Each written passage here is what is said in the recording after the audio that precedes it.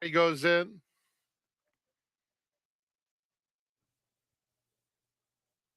And they're off. Cajun Treasure, Jack's Outlaw in between horses is up close in the first furlong, and these two are head and head up onto the main track. It's Cajun Treasure just in front, Jack's Outlaw head back. Strike That moves through on the inside in the green colors. Italiano is a close up fourth. Then Butkus and Handsome Gary is at the back of the field. They're a half mile from home, and it's pretty contested on the front end. Down at the rails, Strike That comes through to be on even terms with Cajun Treasure. Jack's Outlaw makes it 3 right across the track. Italiano just about a neck off the pace. And Handsome Gary, 5 across. And Butkus gets to see them all with that good view from behind. They're coming toward the quarter pole. Strike That on the inside. Leads it by just a nose. Handsome Gary up alongside. Jack's Outlaw, the first to give way. Just behind them, Butkus is looking for racing room. He finds a seam at the top of the stretch, and here he comes. Butkus cut loose, has to get to Strike That, who's running on very willingly. Butkus right to him at the 8th pole. Butkus puts his head in front and starts to open up. Butkus in fine form opens up and will win it convincingly. Butkus by 3. Strike That, Handsome Gary, Cajun Treasure.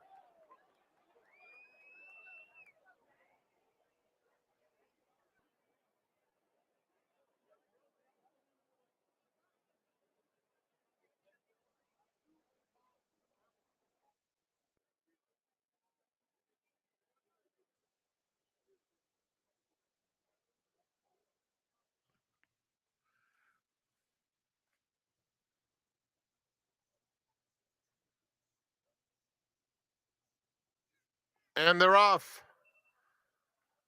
They broke right across the course. Lady Gwen in the orange joined at the rail by Secrets Told. And Secrets Told is very quick. Pammy's Ready is in between them. Unbridled Mary joins the party now into third. And Christmas Surprise at the back of the field. Secrets Told is the quickest to the half-mile pole. Pammy's Ready, a clear-cut second. Unbridled Mary is back to third as they head toward the 3/8 marker. Christmas Surprise has inched up and taken the third spot. Lady Gwen 3 wide and last. It's Secrets Told rounding the far turn in control. Leads it by almost 2 lengths now to Pammy's Ready in second. Christmas Surprise at the rail getting closer. A length back to Unbridled Mary.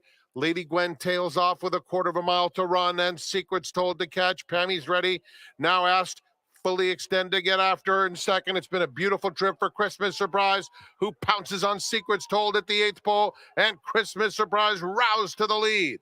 Secrets Told couldn't quite go with Christmas Surprise, who is going to win very nicely today.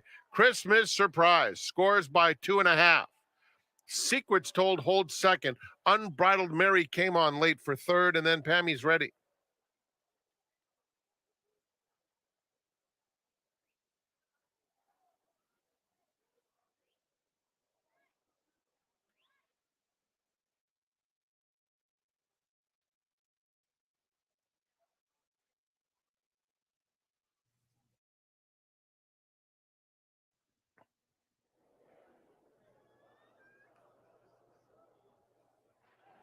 And they're off. Sugar, Sugar, very quick. So's a little bit crazy. And these two hook up right out of the gate. Super Sense 2 off the pace in third. Hot Rod Mama and Prestigious. It is a little bit crazy who speeds away now and leads it by a little more than a length. Sugar, Sugar concedes at this stage and will just sit in a tracking spot. 2 more to Super Sense in third. Prestigious widest of all, just 2.5 off the leader. And Hot Rod Mama in hand at the back of the field. Ramon Vasquez and a little bit crazy showing the way with Sugar, Sugar a half length back in second. Super Sense in the clear, 3 wide third, heading to the half-mile pole. It's 2 more back to Prestigious and another 3 or so to Hot Rod Mama. They have less than a half mile to travel, and it's a little bit crazy. Carving out the fractions, leading it by a length. Sugar, Sugar, Super Sense tries to get after the top pair, and that speeds Sugar, Sugar up. So Sugar, Sugar once again re-engages a little bit crazy, but a little bit crazy is holding a 1 length lead. Now it's a 1.5 lengths. And a little bit crazy is the one to beat. Here comes Hot Rod Mama, a threatening presence in fourth. 4 lengths off the pace with a quarter of a mile to go. A little bit crazy. Sugar, Sugar. Hot Rod Mama cuts the corner and continues to eat up the ground inside the 8th pole. Hot Rod Mama trying to get to a little bit crazy. Sugar, Sugar on the outside. These 3 are dominating. Hot Rod Mama. Abdul El Sagur is pushing hard. A little bit crazy, trying to fend Hot Rod Mama off, and a little bit crazy would not be denied. A little bit crazy. That's 2 for Ramon Vasquez. He had to work to earn the W over Hot Rod Mama.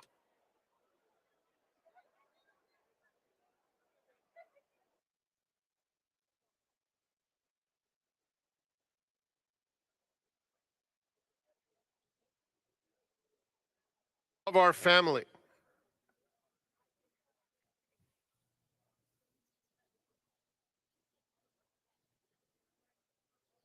And they're off. Candy on top is very fast out of the gate. Elegance Code. Delmar Woman along the inside. And here comes Love Our Family. And Love Our Family sprints up to take the lead.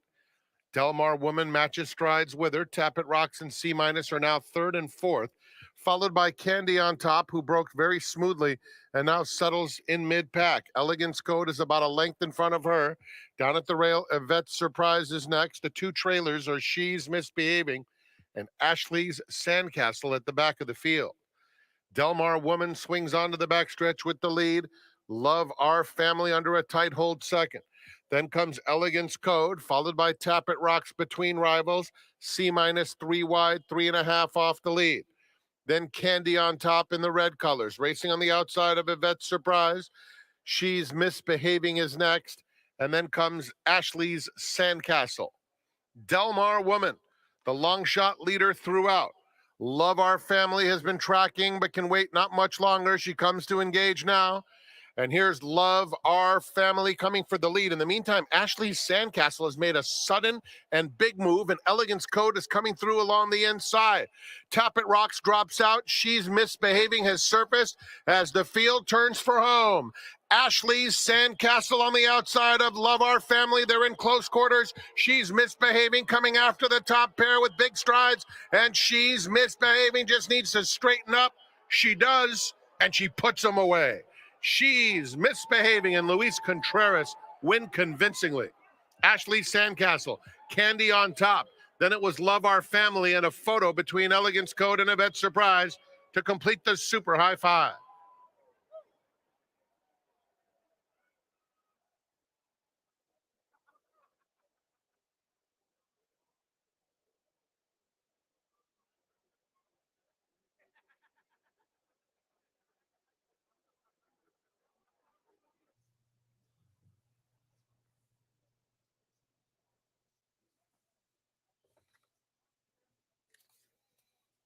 In the 6th, start of the late pick 4, there are no changes. Post time in 25 minutes.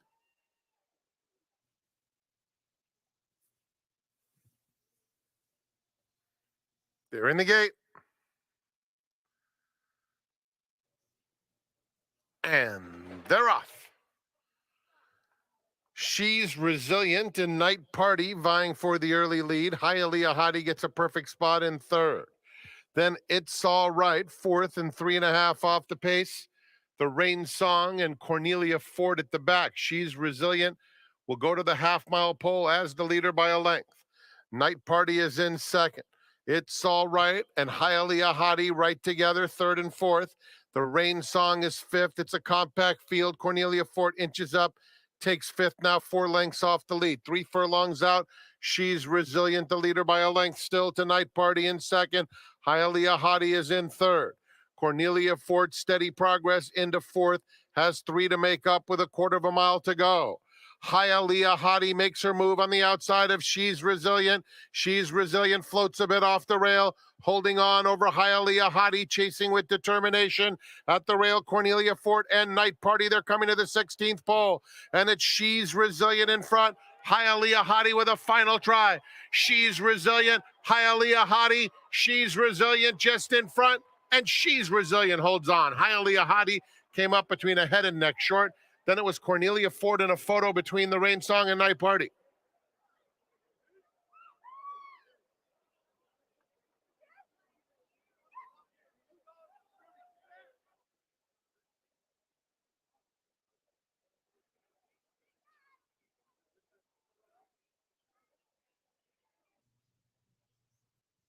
They're in the gate.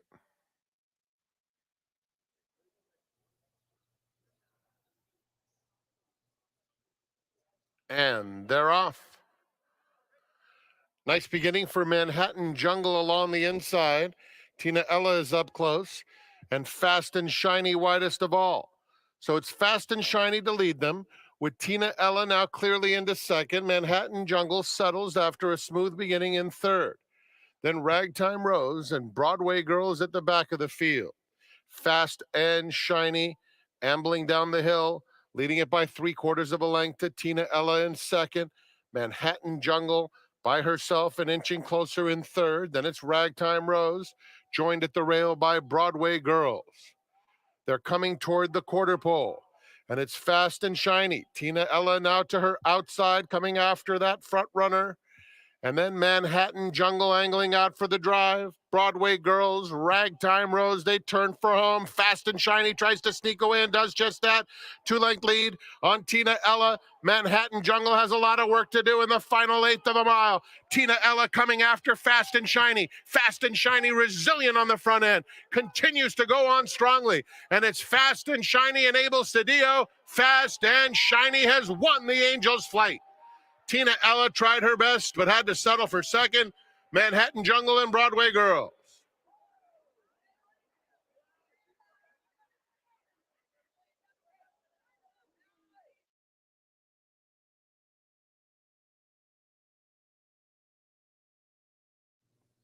They're in the gate. Miss Fia a little fractious.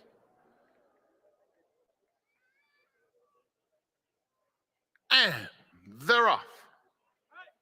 Miss Fia is out very quickly. Sketch Me Jammin' is quicker, however, and sprints clear, leading it by 2 lengths. Professor's Pride in second, just steadied ever so slightly. And Lady Wears the Ring with the yellow cap, who wasn't quick out of the gate, moves up to claim third. Miss Fia now fourth inside Issa Court. Down at the rail, it's Christie's Tiger. And at the back of the field, Bowl of Cherries. Sketch Me Jammin' with the pedal to the metal at the 3/8 pole. And Sketch Me Jammin' has opened up a 4-length lead. At the rail, Christie's Tiger moving in to take second. Far outside Issa Court, Miss Fia is next. Then comes Bowl of Cherries, Professor's Pride, and Lady Wears the Ring is the distant trailer as Christie's Tiger takes command at the top of the stretch and opens up a 3-length lead. It's Christie's Tiger running strongly through the lane. Bowl of Cherries picking up the pieces in the center of the track, moving a clear-cut second, then Issa Court in third. Christie's Tiger, another for Ramon Vasquez, the easiest kind of winner. Christie's Tiger sails home by almost 4. Bowl of Cherries second. Miss Fia third, then Issa Court and Professor's Pride.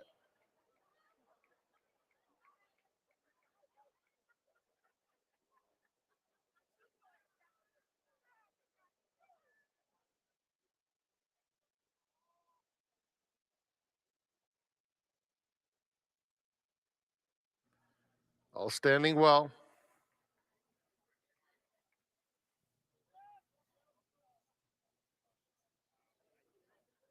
And they're off. 34 Coupe is hustled right out of the gate to take the lead at once. Upright has plenty of natural early speed, and they're joined 3 wide by Belmont Bill. And Belmont Bill is the quickest into the first turn. 34 Coupe in second. Upright gets a good spot just behind the top pair in third. It's a gap of about 3.5 to the next flight, headed by Tis a Crafty Minister. The Key is Unity is 7 lengths off the leaders. Down at the rail comes Shadow Creek in the red silks, and a 3 wide Don't Test Your Luck has about 12 lengths to make up as they make their way onto the backstretch. Anticipated is just inside of him. Then comes 10th Street Dawn, who races on the outside of Rain Over Me with Shadow Creek down at the rail, a length and a half back to Deep River and 4 back to Churchmeister.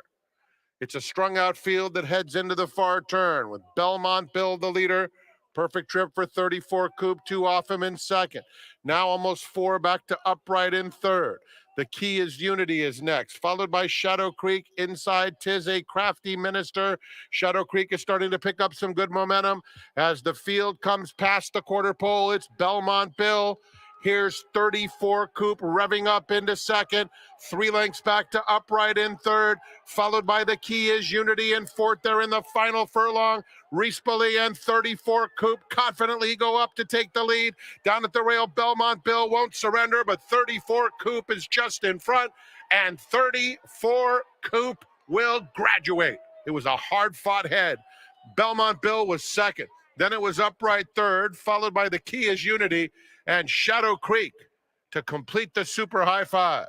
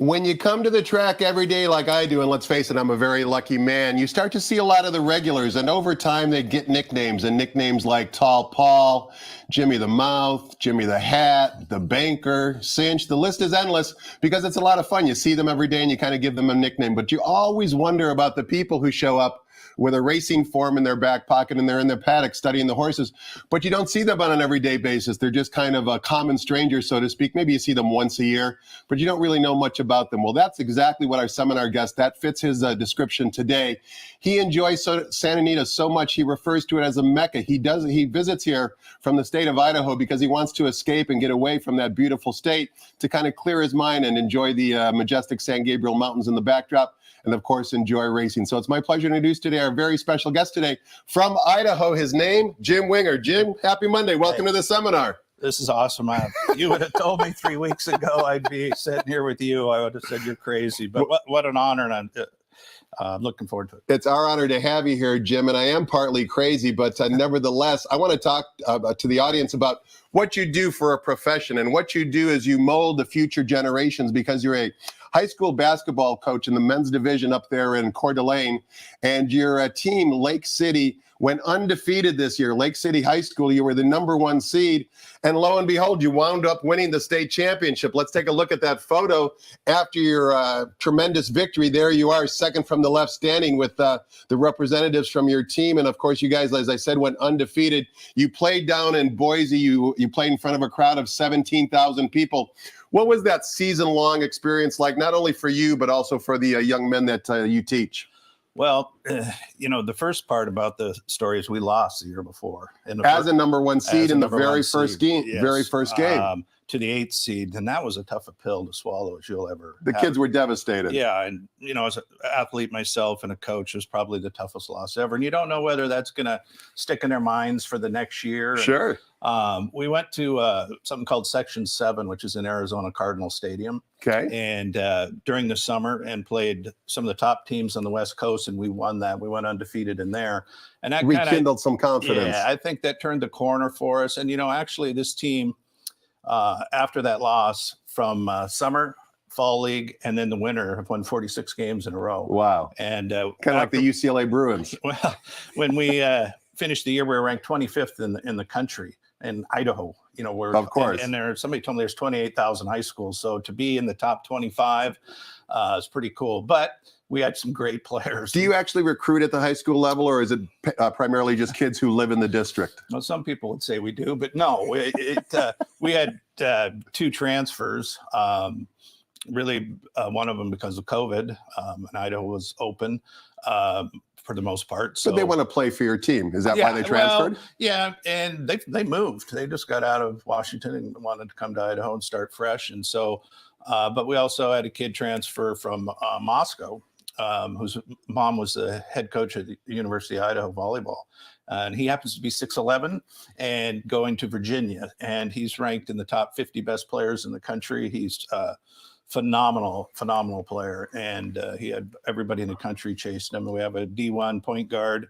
We've got a kid going to Ottawa College in Phoenix.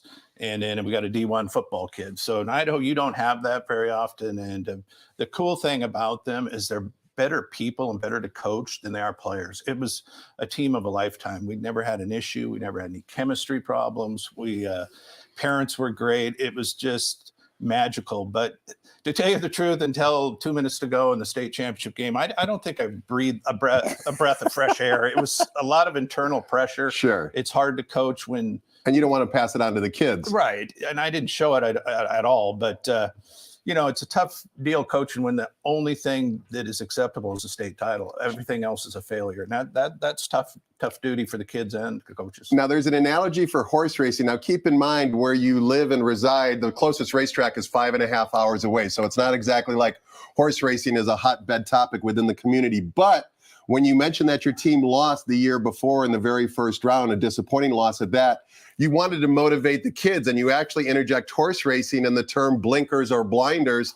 Tell us why you did that and what the effect it had on the kids. Well, I learned over the years that if you're just going to do coach speak, kids this day and age are going to tune you out. Think, hey guys, we're going one game at a time. Hey, go get them. That doesn't work. I'm more of a You're like Pat Riley. Or I'm a little bit like esoteric. Mike Leach, a little bit. I don't know if you know him. I'm a little off the wall from the blinkers on to talking squirrels, elephants, rabbits. I won't get into all that stuff, but you keep them entertained. But I felt I needed to do something a little different. So I made 2 copies of a horse wearing blinkers, Right. and one of a man going like this. And I handed them out the first team meeting. And they thought you were crazy. Oh, yeah, the body language. You think was I'm like, crazy? They thought you were crazy. They said, "Well, Winger's finally falling off the turnip truck," And so I started talking like, they would know more about what the planet Pluto's made of more than horse racing. Of course. I mean, of course. it's just not around Coeur d'Alene. And so I started talking, but I said, I'm going to go on this topic, and I was talking about how horses see and it blocks out the crowd, focus straight ahead, because they're kind of like stud thoroughbreds. And by the time I was done, I talked for about 20 minutes, and they were basically teaching them the lesson of being focused. And I see the heads nod, and I go, And so the next day I walk in the locker room, those 3 pictures were taped up on the wall next to the whiteboard. And at state tournament before and after, their comments as we had our blinkers on. And so I thought that was cool. And the biggest thing that was really neat was our state championship ring. They put a silhouette of a horse. And they get to choose which objects are on that. Right. I had nothing to do with it. So I thought that was pretty cool. It's cool to have Jim Winger as our seminar guest today. He's not the only person from Idaho that loves horse racing. You might remember jockey Gary Stevens grew up in Caldwell, Idaho as well. We're going to find out who Jim likes on today's 8-race special Monday card. But before we do any of that, let's toss the microphone over to track announcer Frank Miramati for the scratches on today's card. Last I checked, there are none, but he will confirm that. Thanks for watching, everybody.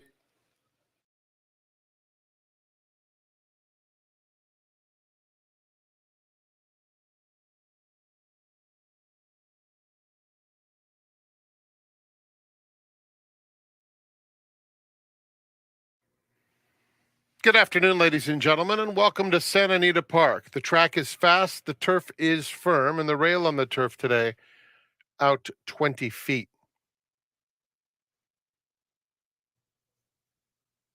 Here are the early changes, not many of them.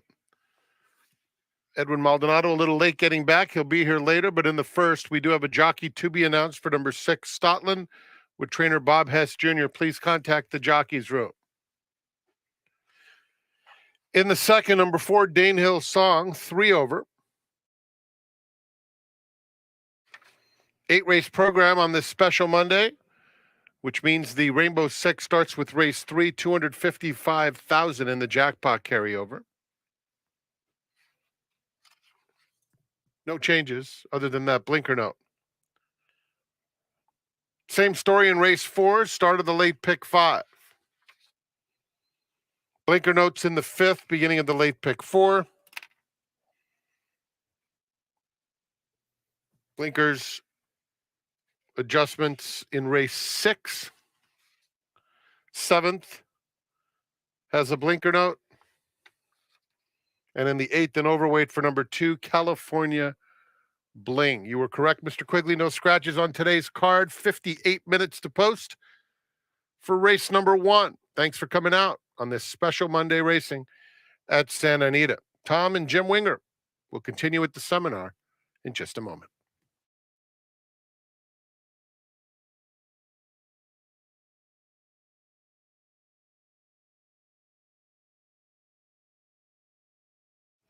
Welcome back. We're talking horses with Jim Winger. He led the Lake City High School in Coeur d'Alene, I should say, in the state of Idaho to the Class 5A State High School Championship a few weeks ago in Boise, Idaho. It's our pleasure to have him here today. He's visiting for the weekend.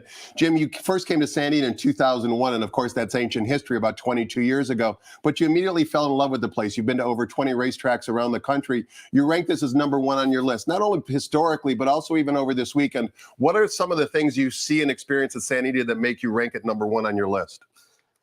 Well, first of all, my wife made a big mistake in 2001 when she said, "Hey, I'm going to go visit my friend who lives in this area." And my light bulb went off, and I said, "Oh, that's where Santa Anita is." And you had never been before that? No. And so I don't know whether I manipulated it or whether it was coincidence, but it happened to be Santa Anita Derby Day, so I probably manipulated it.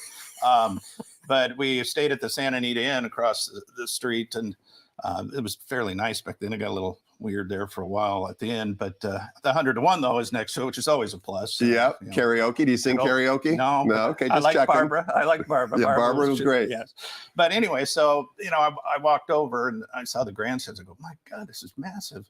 And then the parking lot is just like huge. And so I said, wow.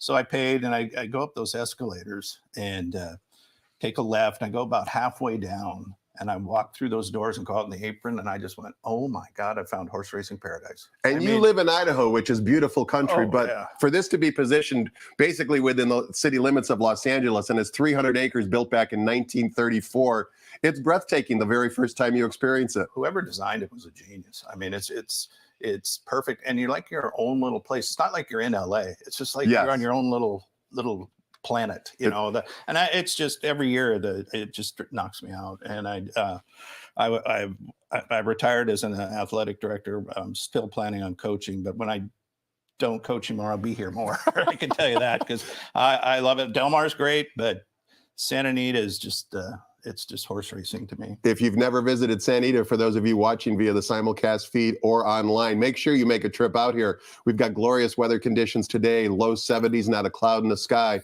Your breath will be taken away just like it was for Coach Jim Wingers. All right, Coach, we're going to take a look at today's card. 8 races, actually a good 8-race card, and we kick things off here in race number 1 on the turf course. Of course, the turf is firm, and we're traveling 1 mile and an eighth. This race is for $35,000 claimers, non-winners of 3 races lifetime. The rails today on the turf course are at 20 feet, and also begins the 50-cent early pick 5.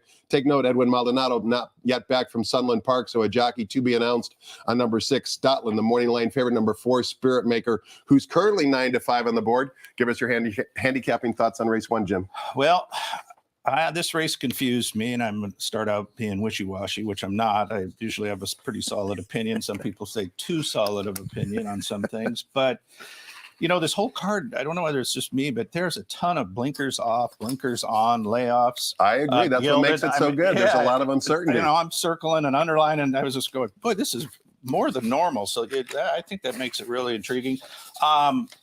If I do a pick 5, I think I'm going to wait for the late one. I'd probably go all here, but I settled, of course, on the chalk. That race off the layoffs stands out, but boy, you look at these, 2 for 20, 2 for 20, 2 for 15, 2 for 15, 2 for 12. But his figures stand out to me. And the horse I really like and almost put number 1 is the 5 at a price. Right now he's 9-1. And I think maybe Diamano's up to something here. I watched that replay.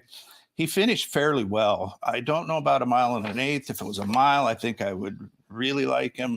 I mean, the horse raced in the Southwest in a $250,000 race in Oaklawn. So they thought a lot of him. So I went 4-5, and I might even put, if the 5 stays up there, I might bet him to win. A couple of comments on Jim's top 2 selections. Number 4, Spirit Maker, actually made Brad Free's horses to watch list last time out. You'll see if you're looking at the past performances that Spirit Maker showed uncharacteristic early speed. Brad thinks that perhaps this horse needs to be anchored and runs best from behind. We'll see if Juan Hernandez maybe employs those tactics today as the current betting favorite.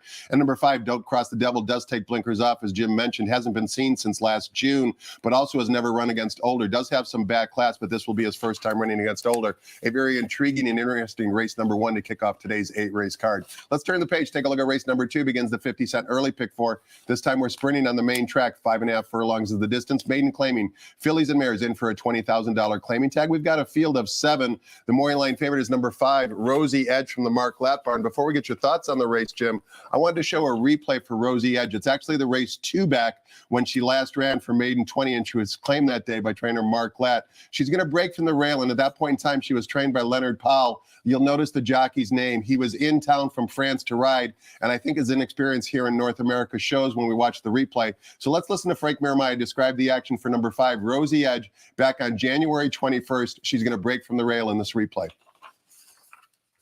And they're off.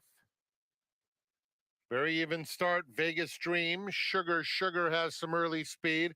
In between them, Justin's Lady has emerged and is up to take second. Sapadilla now third on the outside. And Rosie Edge is coming through at the rail, taking third. Sugar now in mid-pack. Inside Alex's Girl, about 5 off the lead. Saddle Up Jesse, Nearest and Dearest is 4 wide. The 2 trailers feeling flush. And Warren Showbiz is at the back. 3 furlongs out. Vegas Dream to catch. Leads it by a length to Sapadilla in second. It's 3 more to Nearest and Dearest, making steady headway, taking third. Down at the rail, Rosie Edge. Justin's Lady is losing ground. Sugar moving up far outside. Alex's Girl is 8 lengths off the lead. Saddle Up Jesse is just in front with the Blue Silks angling out for the drive. They turn for home, and it's a wide open scramble for the money. Here's Rosie Edge splitting horses, trying to get involved, and on the outside, Saddle Up Jesse is closing stoutly. Sapadilla has the lead. Sapadilla, Rosie Edge on the inside. Nearest and Dearest in the yellow, finishing best of all, and Nearest and Dearest scores in a driving finish. Tight photo between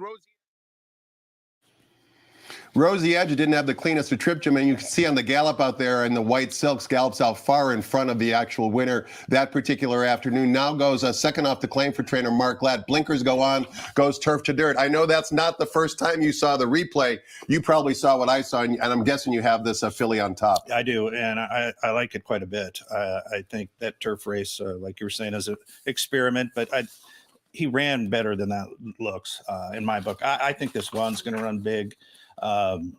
Throughout the maiden special weight race, and I think he's going to improve quite a bit. Jockey trainer stats there are 30, and plus Glad and Aguilar at 36%. But I like the 5 here to win, and I think the 7 has a long shot look. That horse intrigues me a little bit, but I'm on the 5. A couple additional comments on Jim's top selection, number 5, Rosie Edge. That race we just watched, the replay for, Nearest and Dearest was actually a maiden 50 claimer. So that was a little bit stronger race than what a typical maiden 20 is. Also, here's a statistic courtesy of Brad Free in the racing form for trainer Mark Glatt. During the last 4 years, the Glatt barn with favorites and maiden claiming dirt sprints, they've won 16 of 24. Take a look at that percentage. 16 of 24 with favorites and maiden claiming dirt sprints for the Mark Glatt barn. Certainly looks like Rosie Edge is very alive in race number 2. On an 8-race card, race number 3 begins the 20-cent Rainbow Pick 6, the jackpot single ticket carryover, now up to $255,000. That amount plus whatever is wagered today will be yours if you're the only winning ticket in the Pick 6 sequence. And here's another race. Although it's just a field of 5, there's a lot of question marks simply because there's a lot of variableness and uncertainty and chaos in this race. It's a race for maiden optional claimers going 6 furlongs in the main track. We've got 4 3-year-olds and 1 4-year-old. That 1 4-year-old is on the rail, I should say. 5-year-old Giants Candy is a first-time gelding, the morning line favorite. A belief in this living, one of 2 in here from the Peter Miller barn, is the 6-5 morning line favorite. The problem with the belief in this living is that we haven't seen him since August of 22 down at Del Mar, Jim. A lot of different ways you can go here. Which way you going? Well, I always try to beat Chuck. I think this horse is going to be tough to beat. Workouts are good. I ran well fresh last time. And, I think what I'm going to do, I'm going to settle on an exacta. I'm not sure.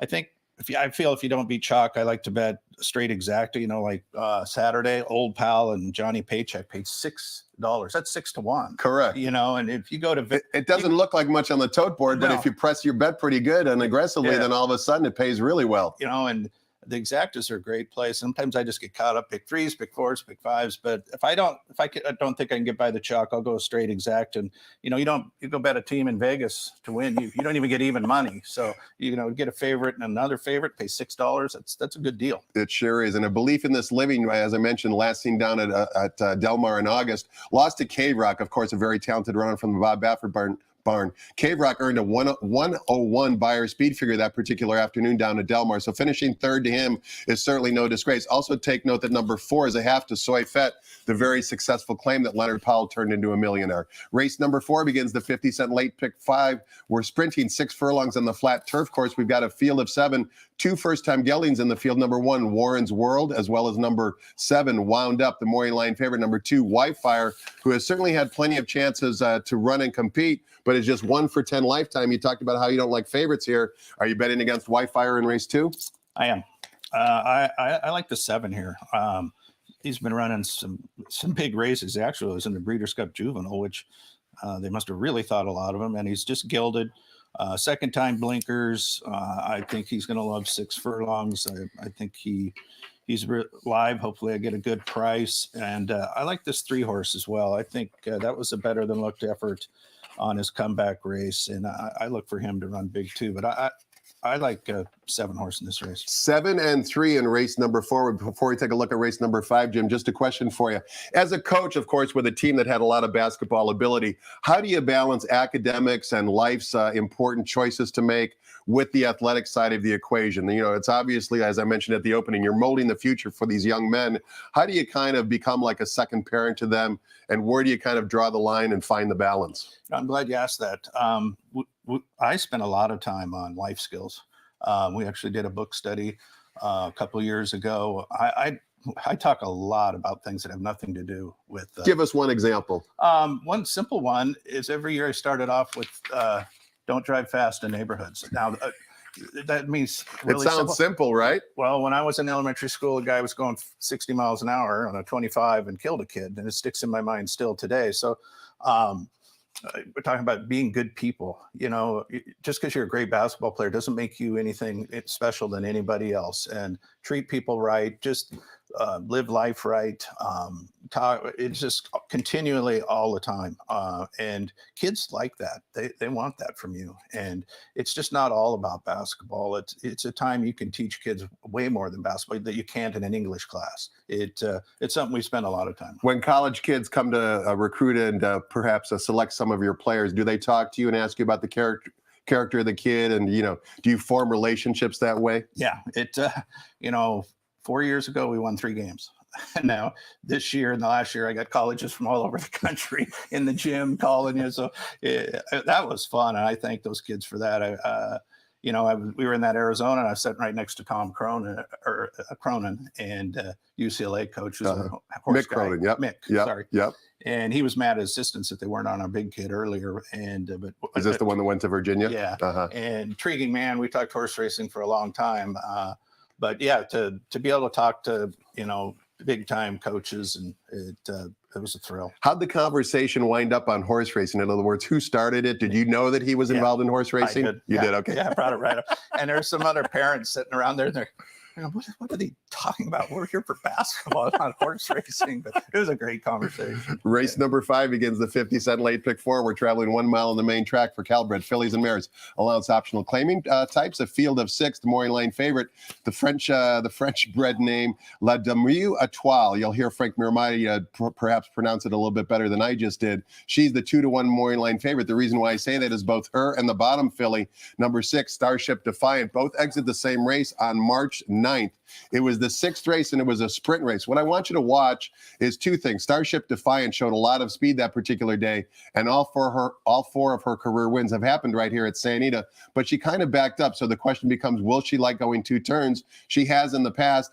And conversely, the Doug O'Neill filly, number 5 in this particular race, kind of ran around the track, but had a really nice gallop out past the wire. Again, that was a sprint race. Let's listen to Frank Miramati describe the action. They're going to break next to each other in post positions 4 and 5 in this replay from March 9th. And they're off. Starship Defiant and Big Shamrock dueling for the lead. Vegan splits them and goes a joint second. Then La Deuxième Etoile, 3 lengths off the pace, followed by Saturday Heist. She's a Girly Girl and Precious Baby trails. Big Shamrock, Starship Defiant, 3/4 back second.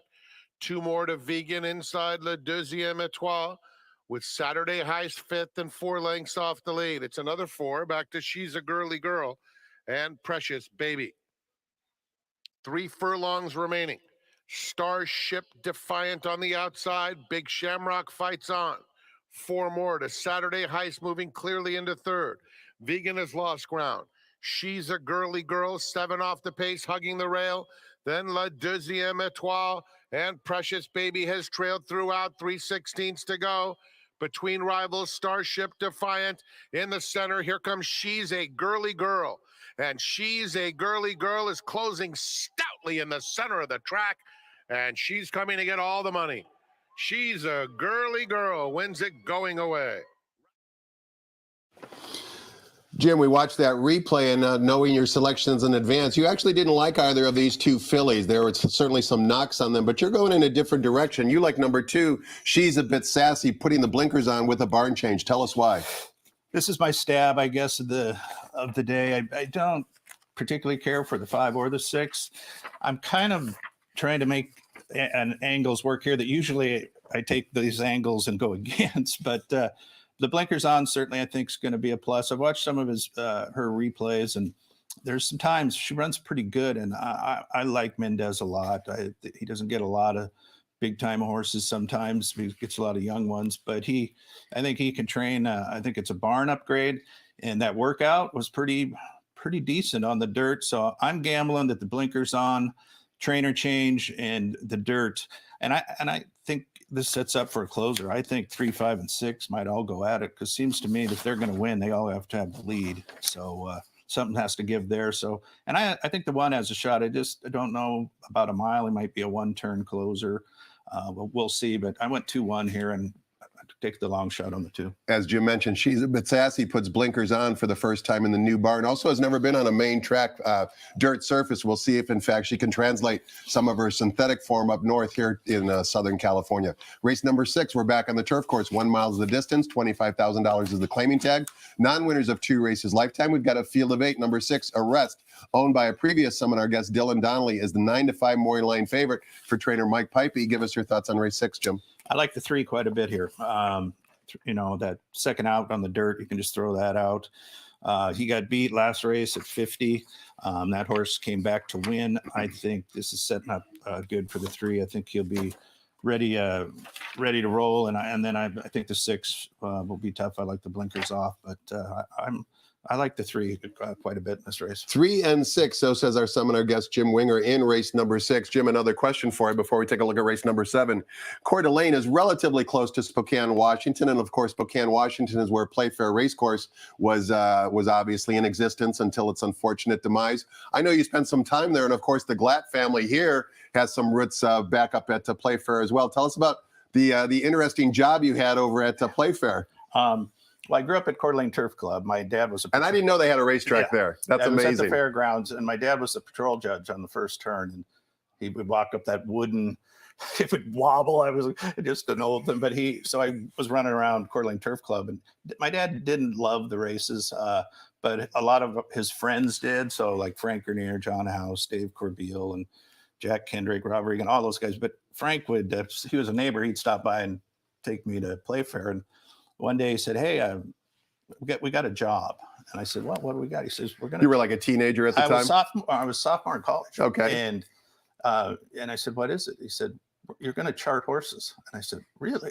So it was for a company called Sports Eye.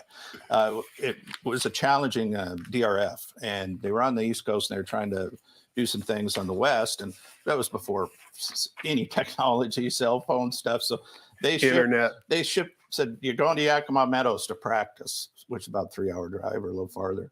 And so I remember this is what we had to use. We had a tape recorder cassette, a microphone plugged into it, a wire coat hanger that we made so it could hang on my neck, and we taped the microphone on there, and we went up the top of the bleachers. And I remember the first race I did, about 200 yards into it, I just started laughing. I said, "I can't do this. This is crazy. It's chaos." Oh gosh. And so as the 2 days went on, I got a little better. I actually learned how the jockeys set on a horse, and I could mention the jockey names. And then I got the silks down, but boy, that was humbling. I tell you what, I'm sure there's more technology on it, but here you are with the microphone on a wire hanger. But so that was great. I got $85 a day. They ran 4 times a week, and free meal, and it lasted about halfway, 3/4 through the meet, and then they pulled the plug. But sitting on top of the grandstands charting horses. So the Pacific Northwest kind of has a deep history of horse racing as well. Did you ever make it over to Longacres? Yes. Beautiful facility. It was like a little Santa Anita, to be honest with you, and loved Longacres. And my son and JJ, who's an outstanding handicapper, and it's kind of funny. I was sitting there playing him online in the house, and he walked in one day and he goes, "God, this is dumb. What are you doing? This is so boring." I said, "Oh, well, I kind of like it." But I took him to Emerald Downs later that summer. And the rest is history? Yeah. And he said, "Dad, this is fun." And then the first time I took him here, he hits the first pick 5 he ever bet here for $1,200 on a 24. It's like they know. Gotcha. Exactly. I hit it too, but I had an $80-some. He had a 24. So anyway. That'll be an expensive lesson for him to learn, as we all know, as jaded horse players. Race number 7, there's no Golden Gate Racing today, so that means no Golden Hour pick 4, unfortunately. But Race number 7 is 7 furlongs on the main track for 3-year-old fillies, allowance optional claiming types, non-winners of 1 other than a field of 6. Number 2, Coffee in Bed, who is very impressive in her career debut from the Richard Mandela barn, is the 6-5 morning line favorite, according to our morning line odds maker, John White. What say you, Jim? And by the way, John White's father was at They have the a Turf deep, Club and Playfair. I actually talked to him quite a bit. He was a very good man and a good handicapper. a lot of memorabilia that he passed down to his son as well. Yes. I think Mandela's just too tough to beat here. I think he'll have him even more cranked and ready to roll. But I like the 5 here. This horse intrigues me. I don't know whether it was a private purchase or what it was, but the buyer wasn't great, but still solid win at 7 furlongs at Aqueduct. I think this horse is going to run big. So I like a 2-5 in here. Number 5, Annie who you mentioned, ran one time at Aqueduct back east and was victorious that particular day. Then she actually went to auction in November, and the current connections paid $290,000 for her. So they must have liked what they saw, and they debut her today here in Southern California with Flavian in the saddle. Certainly looks like Annie who could be a runner. We'll see if she can challenge number 2, Coffee in Bed. We close out the day and we close out the week in race number 8, but keep in mind live racing resumes here at the Great Race Place on Friday. We've got an 8-race card that begins at 1 p.m. Pacific time, so note your calendars. Live racing returns this coming Friday. It's also Florida Derby Day next Saturday at our sister track, Gulfstream Park. But race number 8 is 1 mile on the turf course for maiden claiming fillies and mares in for a $50,000 claiming tag. A good field of 11 here. Number 7, Tiergarten, is the 5-2 morning line favorite. Before we get your thoughts on the race, Jim, one more replay to watch. It contains the runners that exit the race back on February 18th. It was the 7th race, and there's 2 runners specifically in race number 8 that ran in that race. It's number 2, California Bling, and also number 8, Cheekiest. Cheekiest will be closer to the pace. California Bling, I think, had a troubled trip. The jockey on her that particular day is 1 for 43 on the turf course. They might get jockey change now over to Jose Valdivia. She's 6-1 on the morning line. She's going to break from post position number 3. That would be California Bling. And Cheekiest is going to break from post position number 6 in this replay. Like I said, she's going to be closer to the pace. Let's listen to Frank Miramonte describe the action back on February 18th. They're off. Anna Carava on the outside, Fayette Fox. These 2 hook up right out of the gate.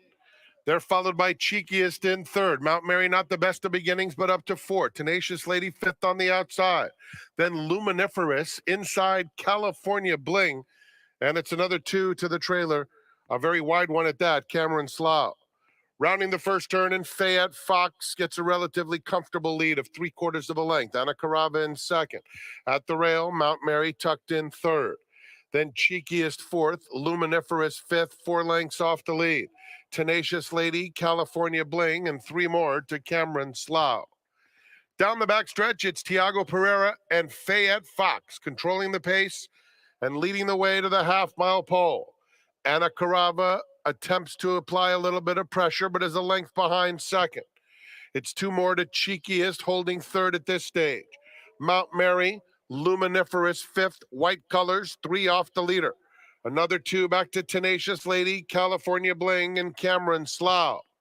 Fayette Fox trying to sneak away, leads it by a length and a half. Cheekiest at the rail, Mount Mary very much in the thick of it, now angling in between horses for the drive as the field turns for home. It's Fayette Fox, 2-length lead. Mount Mary, Cheekiest, Luminiferous coming to the 16th pole. Fayette Fox still holding firm. 2-length lead close to the wire, and it is Fayette Fox to take them all the way. Luminiferous finished well, but settles for 2nd. Jim, it was a little bit hidden. California Bling here, who we see galloping up into the 3rd position on the gallop out, kind of had a troubled trip. That's my top pick in the race, but that's not why we're having the seminar. You're the guest. Who do you like in the race and why? I like the 9 quite a bit, and I know Hernandez looks like he left it. He and his agent would know more than me, but I think the 9's sitting on a big one. I think he'll love a mile. This is one of my better plays, I think, of the day. And I like 9-7 here, to be honest with you. And I think the 3 has a long shot look. Neil Drysdale has done well for me over the years. I don't think he owes me any money. It's a trainer that I've hit in the old days quite a bit, and he's still got it. So, but I like the 9. It's a wide open race, and it's a great way to close out a special Monday card. Jim, I want to thank you so much for your insight and time today. A couple of thank yous. First of all, to Casey Ergen for introducing us way back when. And of course, he was a basketball player. He always thought he had more talent than what he really did. But nevertheless, we can see him every year on One Shining Moment crying his eyeballs out sitting on the bench.